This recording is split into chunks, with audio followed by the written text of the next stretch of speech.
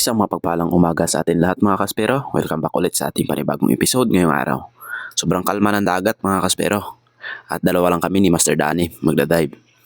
Sobrang kalma at saka sobrang init. Buti na lang meron tayong trapal na inilagay sa bangka para iwas na rin sa init mga kaspero. At meron tayong aabangan na kasabik-sabik na mga pangyayari mga kaspero. Kaya keep on watching lang. At let's go! Pangatlong drop ko na ito mga kaspero at nakapag-warm up na tayo. Kung napapansin nyo, napakaganda ng visibility ng tubig. Kahit nasa bangka ka lang, kitang-kita mo yung ilalim. Pero yung spot na ito, sobrang lalim ito mga kaspero, nasa 30 meters ito. Kaso lang, hindi natin dinadapaan yan, talagang free fall lang tayo dahil yung mga pelagic, nandyan lang naman at di na natin kailangan mag-ambush. Kasi pag ganito kalalim, mahirap na ito mag-ambush mga kaspero, napakadelikado. Yung ginagawa namin, kung ano yung limit namin, hanggang doon lang talaga kami mga kaspero. Hindi na namin kailangan lumalim or magpasikat pa dahil napakadelikado ng dagat. Dahil medyo mailap yung mga unicorn, hindi muna tayo nakapana at umahon muna tayo para makapag-reserve ng hangin at babalikan natin maya-maya.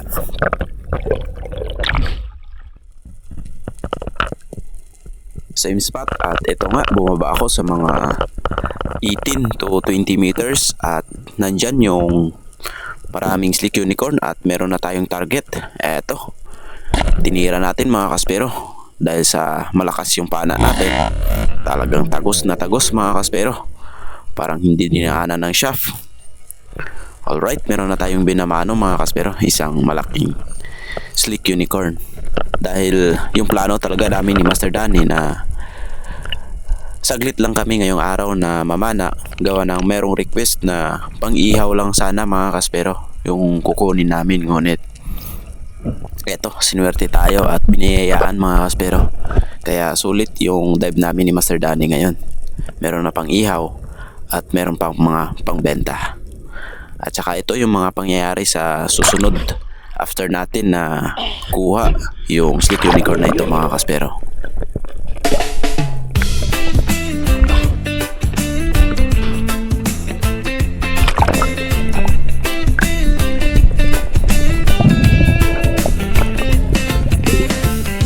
Lumulubog na ang araw, bitbit ang pana, handa na. Tahimik lang ang paligid, sa ilalim buhay ang galaw. Hindi dito basta laro, dito sinusukat ang tibay. Lalim ng dagat kalaban pero puso ang tunay na sandata. Gabi ramal, Hindi ko talaga ina-expect yung pangyayari na ito mga kaspero. Ayan, biglang sinundan ako ng isang malaking selfish marlin mga kaspero.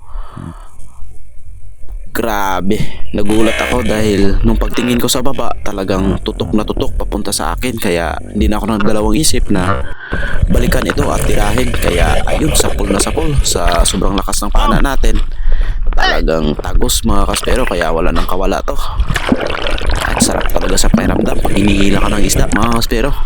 Kumpiyansa naman tayo dahil mahaba yung tali natin sa reel line, kaya ayos lang yan. sa ilalim ng alon. One breath, one dive, one shot. Gabi ramal, spear fishing, YouTube stories, tunay na buhay.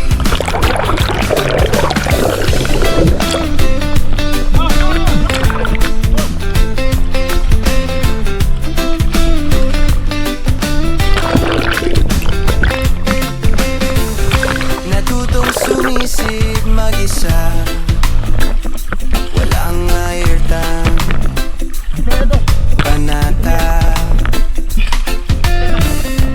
panalang lakas ng loob, laban sa agos, laban sa gutom.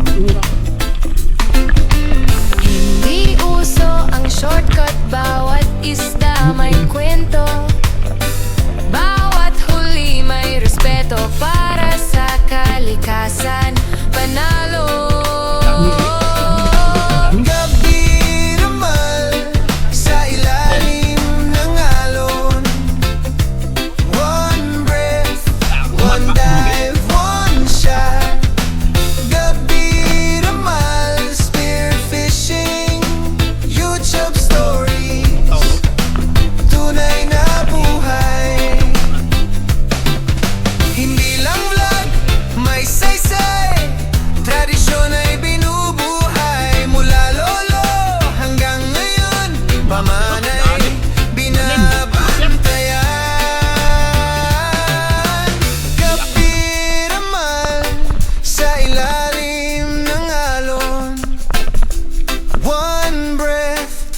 one dive, one shot.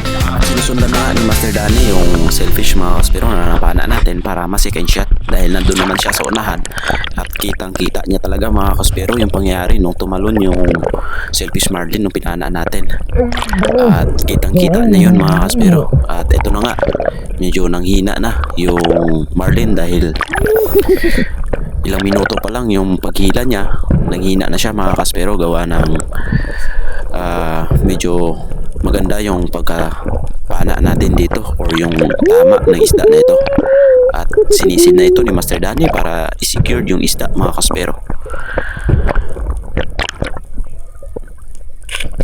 Ayun, sapol, ganda ng pagka second shot sa likod tagos sa ulo mga kaspero. Secure na itong marlin silverfish natin.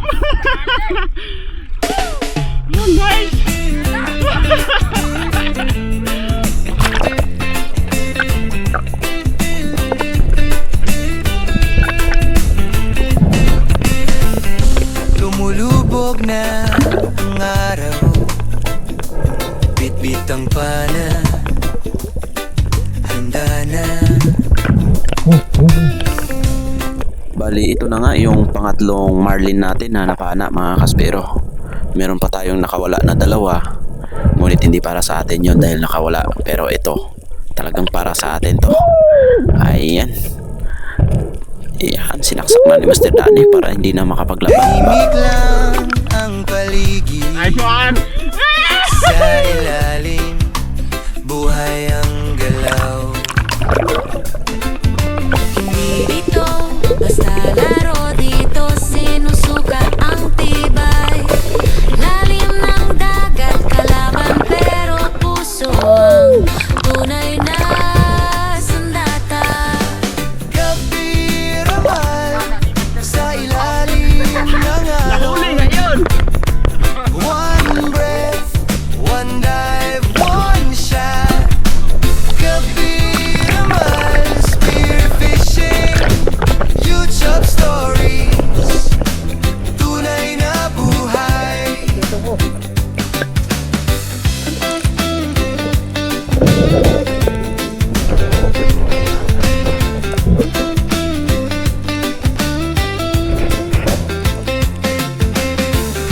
Natutong sumisid mag-isa, walang airtime, panata,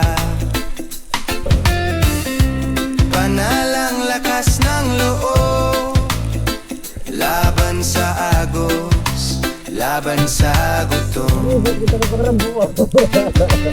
Hindi uso ang shortcut, bawat isda may kwento. Bawat huli may respeto para sa kalikasan. Panalo. Gabi ramal sa ilalim ng alon. One breath, one dive, one shot. Gabi ramal, spearfishing, YouTube stories, tunay na buhay. Hindi lang vlog, may saysay. Ito talaga yung ginagawa namin mga kaspero pag nakapana kami ng malalaking isda. Talagang nagpapapicture o nagsiselfie kami mga kaspero dahil ito yung pinaka best record ng aming spearfishing or pamamana sa aming sarili mga kaspero. Sobrang tuwa namin pag nakahuli kami ng mga ganitong kalalaki mga kaspero. At bago nga pala ito nahuli mga kaspero, nagdive kami nila Master Dodoy, nakapana siya ng marlin din, selfish marlin, kaso lang natanggal. Kaya kinabukasan binalikan namin ni Master Danny. Tradisyon ay binubuhay mula lolo hanggang ngayon. Pamanay binabantayan. Gabi ramal sa ilalim ng alon. One breath, one dive, one shot. Gabi ramal, spearfishing, hindi lang content, may puso.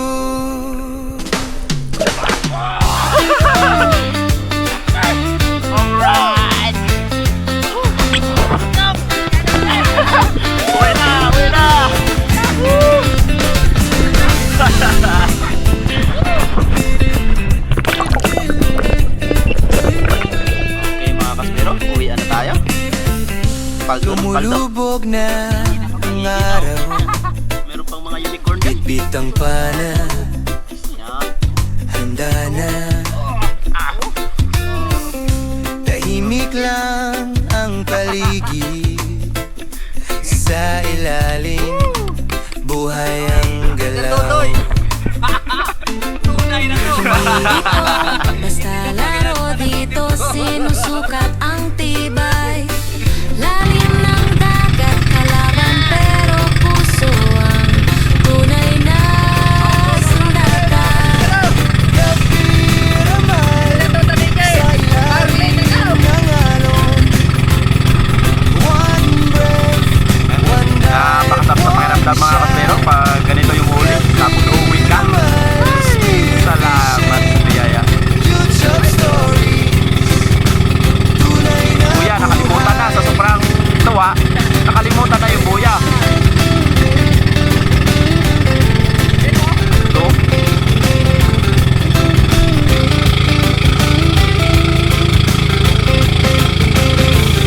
natutong sumisid mag-isa. Walang airtime. Ha. Yari, lagaring bakal nito. Lagaring bakal yung gagamitin namin pag-slice nito mga kaspero.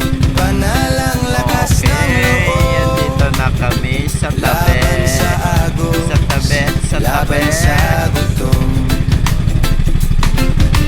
Hindi uso ang shortcut, bawat isda may kwento. Bawat huli may respeto para sa kalikasan. Panalo. Gabi ramal sa ilalim ng alon. One breath, one dive, one shot. Gabi ramal, spear fishing, YouTube stories. Tunay na buhay. Hindi lang vlog, may saysay. Tradisyon ay binubuhay mula lolo hanggang ngayon. Pamanay binabantayan. Gabi ramal sa ilalim ng alon. One breath, one dive, one shot. 4.4. Gabi Ah, nice. ramal, spear fishing, hindi lang content. May puso. Marvin, lagaring bakal.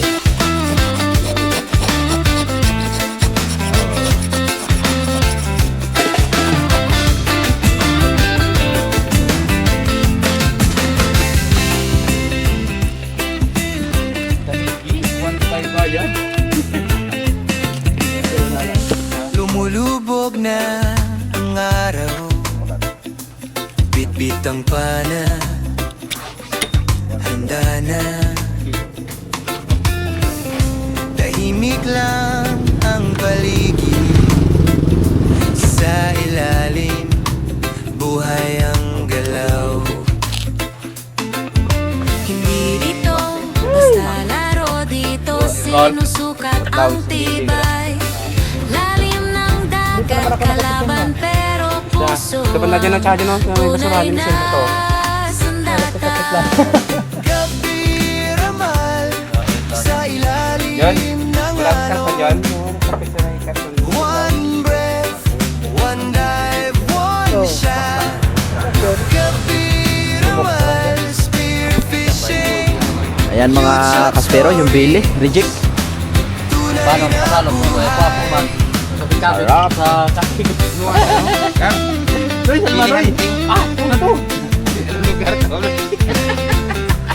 Bili hunting daw sabi ni Master G. Hindi daw hindi money hunting, kundi ay baby hunting. Natutong sumisid mag-isa. Siyempre meron tayong dalang marlin sailfish mga kaspero. Ito, yung sa buntot at saka yung bele. Napakasarap nito mga kaspero lutuin, kaya ito yung ulam natin ngayong araw. Simpleng luto lang ito mga kaspero. Sabaw lang at saka kalamansi lang yung pangpaasim natin at saka repolyo. Di uso ang Ayun lang mga kaspero, yung bawat ingredients. isda may kwento. Sulit na. yung margin natin. Ayan, luto na mga kaspero. Kain tayo. Ayan, tikman natin itong napakasarap na shellfish marlin. Siguro mga ilang months din bago ulit tayo nakapana dahil yung last na napana natin doon sa Batangas. Kaya habang kumakain tayo mga kaspero, let's do the shout out. Shout out kay Mark Jason Cuela Miano, kay Don Roset Jobin, ayan, shout out. Kay Nero Bianco ng Italy, shout out po. Syempre kay Toto Rams Official at saka sa Purok 25, shout out po sa inyo dyan. Kay Tony Sarinas ng Cagayan de Oro, sa Arinas Family, ayan, shout out. Kay Roel Suway Bagyo ng Antipolo, shout out. Kay Rinaldo Kalinisan, kay Rinaldo Mahilong, Arnel Coyos, Oliver Baliao, kay Ronnie Alpas ng Ortigas Pasig, shout out. Kay Judel Melesa, kay Rudy Tirariray, kay Jedan Pasteloso, kay Gabriel Galabayo, lokal ng Ilugin, Pasig, Metro Manila, shout out po. Kay Emil Alepio ng Pandan Antique, kay Camilo Aurelio, kay Ronel Villanueva, kay Maria Mercedes Miguel ng Santa Fe Romblon, shout out. Kay Sherleta Entas, kay Diggs Official, Butch Kasumpong, Agustin Alisis at Kasumpong Family, shout out po. And then kay Flor de Lesa Kalingaw, Toto Kalingaw ng Coron, Palawan, shout out po. Kay Del Galego ng Camsor, Dennis De La Cruz at sa Dennis De La Cruz Family, shout out po. And then kay Joy Sealer Bagyo ng Mindanao, shout out. Kay Hanford de San Jose at saka sa de San Jose Family ng Kaloya Antique, shout out po. Kay Renato de Solok and de Solok Family. And then kay Luel Sevilla, yan, shout out po. Also shout out sa ating mabait na sealer, syempre Sir Abraham, shout out po. And sa Crucis Spearmaster at sa gunmaker natin si Bro Bem Recha, ayan, napakaganda ng mga quality na ginagawang pana, sulit, napakalakas mga kaspero. And sa team ko, Team Stone Shot, yan, shout out po sa Batangas, kila Bro Nico, Bro Ian, Bro Jojo, Bro Ashley, Bro Ronald, kay Bro Ryan, kay Bro Dendo, and then kay Bro John Ray, ayan, shout out po sa inyo dyan, kay Bro Ashley, and then kay Bro Roel, kay Bro Drew, ayan, shout out kay Bro Edgar. Grabe, next time babalik tayo dyan, sama-sama ulit tayo. At ayan, higop tayo na sabaw mga kaspero, napakasarap talaga ng kain pag ganito yung mga ulam mga kaspero. Iyan, no? Alright, shout out din sa ating kasama sa Palawan mga kaspero, sila Bro Joy Adventure, Batang Spero, Native Channel, Papa Tonyo, kay Chairman, shout out po. Kay Coach Ali, and siyempre kay Samasab, kay Bro Eliasar, shout out. Ayan, kay Bro Don Coron, shout out po. Kay Sir Bobby Gaba, kay Sir Jeffred, ayan, shout out po. And of course kay Sir Von Tasio, shout out po. Hanggang dito lang, maraming salamat mga kaspero sa walang sawang pagsuporta. See you on my next video.